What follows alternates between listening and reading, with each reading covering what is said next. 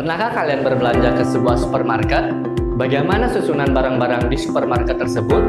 Sudah berkelompok, bukan? Ya, semua barang telah dikelompokkan ke dalam kategorinya masing-masing. Tujuannya adalah untuk mempermudah pencarian barang tersebut. Hal yang sama juga berlaku untuk unsur-unsur yang ada di alam. Jumlah unsur di alam sangat banyak. Oleh karena itu, untuk mempermudah mempelajari unsur-unsur tersebut, dikelompokkanlah ke dalam sebuah tabel periodik. Nah, pertanyaannya adalah, bagaimana unsur-unsur yang di alam tersebut dapat dikelompokkan ke dalam tabel periodik? Untuk dapat menjawab pertanyaan tersebut, simak video pembelajaran ini sampai habis ya.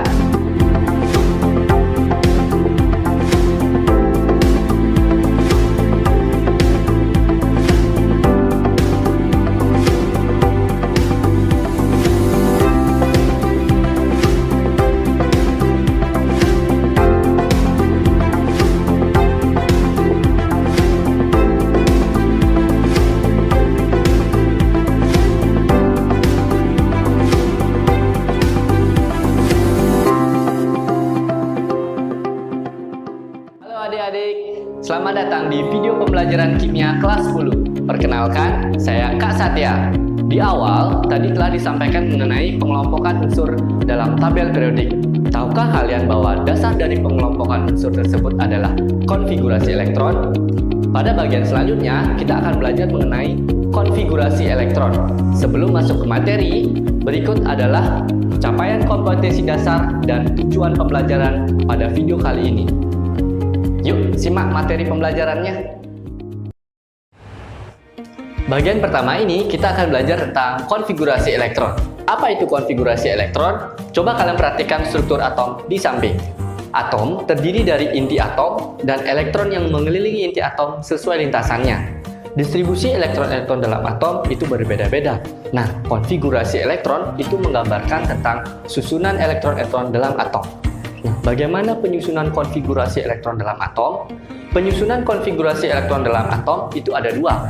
Yang pertama, menurut Bohr yang dikenal dengan sistem kulit, dan yang kedua, menurut mekanika kuantum dikenal dengan sistem subkulit.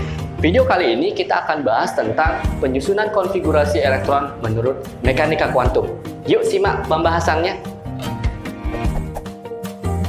Penyusunan konfigurasi elektron menurut mekanika kuantum itu dikenal istilah subkulit. Ada 4 subkulit. Yang pertama, subkulit S atau sharp, P atau principal, D atau diffuse, dan F atau fundamental. Jadi, lintasan elektron itu dikenal dengan kulit. Di dalam kulit ada subkulit S, P, D, dan F. Nah, sekarang coba kalian perhatikan struktur atom di samping. Penyusunan konfigurasi elektron menurut mekanika kuantum itu mengacu pada prinsip Aufbau. Jadi, di kulit pertama atau kulit yang paling dekat dengan inti itu terdapat subkulit S. Di kulit kedua itu terdapat subkulit SP. Di kulit ketiga itu terdapat subkulit SPD. Di kulit keempat itu terdapat subkulit S, P, D, dan F. Di kulit kelima itu terdapat subkulit S, P, D, dan F. Di kulit keenam itu terdapat subkulit SPD. Di kulit ketujuh itu terdapat subkulit SP, begitu seterusnya. Nah, subkulit S itu terisi maksimal 2 elektron. Subkulit P maksimal terisi 6 elektron. Subkulit D maksimal terisi 10 elektron. Dan subkulit F itu maksimal terisi 14 elektron. Nah, pengisian elektron di setiap subkulit itu dimulai dari tingkat energi terendah, yaitu di kulit pertama, menuju ke tingkat energi yang lebih tinggi. Dari hal tersebut, muncullah pola penulisan konfigurasi elektron sebagai berikut. S, SP, SP, SDP, SDP, SFDP, SFDP. Untuk memahami penulisan konfigurasi elektron, silakan lihat contoh berikut ini. Na dengan nomor atom 11. Nomor atom menunjukkan jumlah proton dan elektron. Dalam penulisan konfigurasi elektron nanti, jumlah elektron akan disesuaikan dengan pola konfigurasi elektron. Jadi, konfigurasi elektron untuk Na, S, SP, S. Masukkan elektron di setiap subkulit. Kemudian, masukkan kulit di masing-masing subkulit. Nah, Ini adalah konfigurasi dari unsur Na. Berikut animasi penyusunan konfigurasi elektron unsur natrium. Setelah kalian memahami penulisan konfigurasi elektron, pada bagian ini akan dijelaskan hubungan konfigurasi elektron dengan letak unsur dalam tabel periodik. Sebelum itu, kalian bisa perhatikan tabel periodik di samping. Ada dua istilah yang perlu kalian ketahui. Golongan, yaitu lajur vertikal, dan periode, yaitu lajur horizontal. Golongan dalam tabel periodik ada dua, yaitu golongan utama atau A dan golongan transisi atau B. Nah, syarat penentuan golongan dan periode dalam tabel periodik itu melihat subkulit di kulit terluar dalam penulisan konfigurasi elektron. Jika subkulit di kulit terluar adalah subkulit S, maka dia akan termasuk golongan 1 atau 2A. Jika subkulit di kulit terluar adalah SP, dia akan termasuk di golongan 3 sampai 8A. Jika subkulit di kulit terluar adalah SD, maka akan termasuk ke golongan B atau transisi luar.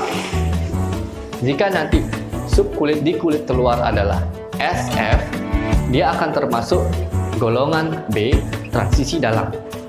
Kemudian, jumlah elektron subkulit di kulit terluar itu akan menunjukkan golongan. Sementara, kulit terluar akan menunjukkan periode. Nah, berikut ada beberapa catatan yang bisa kalian simak dalam video ini. Untuk memahami penentuan golongan dan periode suatu unsur dalam tabel periodik, lihat contoh berikut ini. Litium memiliki nomor atom 3. Tahap 1, kalian akan membuat konfigurasi elektron. Konfigurasi elektron dari Li, S, S. Lengkapi elektron di masing-masing subkulit. Kemudian, lanjut mengisi kulit di masing-masing subkulit. Tahap kedua, kalian menentukan golongan. Penentuan golongan dilihat dari kulit paling terluar. Kulit terluar mengandung subkulit S. Ini berarti golongan A. Dan terisi 1 elektron. 1 elektron ini menunjukkan golongan 1A. Kemudian, penentuan periode dilihat dari kulit terluar. Menunjukkan angka 2. Berarti dia termasuk periode kedua. Berarti litium itu termasuk golongan 1A periode kedua. Bisa dicek dalam tabel periodik di samping. Untuk menambah pemahaman kalian mengenai konfigurasi elektron, kita akan coba menjawab latihan soal berikut ini. Pada soal ini, pertanyaannya adalah menentukan golongan dan periode unsur gallium. Tahap 1, kita akan menulis konfigurasi elektron dari unsur gallium. Ingat, sesuaikan jumlah elektronnya ya. S, SP, SP, SDP. Kemudian, masukkan elektron pada masing-masing subkulit. Selanjutnya, masukkan kulit pada masing-masing subkulit. Nah, tahap kedua, menentukan golongan dan periode.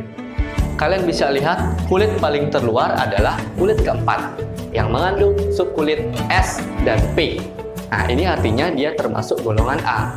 Menentukan golongan, kalian cukup menjumlahkan elektron di subkulit S dan P. Hasilnya adalah 3, berarti dia termasuk ke dalam golongan 3A. Kemudian, untuk menentukan periode, itu kalian bisa melihat dari kulit terluarnya, yaitu kulit keempat. Berarti dia termasuk ke dalam periode 4. Jadi, unsur gallium termasuk ke dalam golongan 3A dan periode keempat. Jawabannya adalah C. Berikut simpulan dari pembelajaran kali ini. Sekian materi pembelajaran mengenai konfigurasi elektron dan hubungan konfigurasi elektron dengan letak unsur dalam tabel periodik. Semoga bermanfaat dan sampai jumpa!